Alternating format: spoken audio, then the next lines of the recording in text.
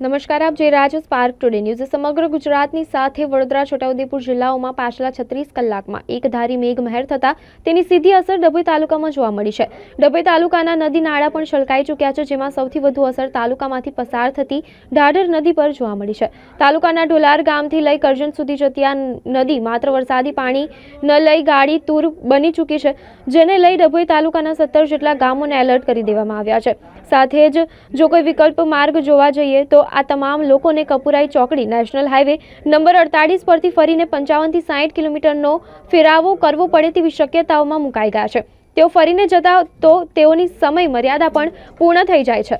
પ્રભાવિત અને એલર્ટ કરાયેલ ગામો જોવા જઈએ તો બંબોજ, ગોજાલી, રાજલ, અંગુઠણ, ભીલાપુર, વાયદાપુર, બહેરામપુરા, નવાપુરા, થુવા થી બનૈયા, દંગીવાડા, કરાલી, કરાલીપુરા, નારણપુરા, લુણાદરા, અમરેશ્વર અને મોતીપુરાનો સમાવેશ થાય છે।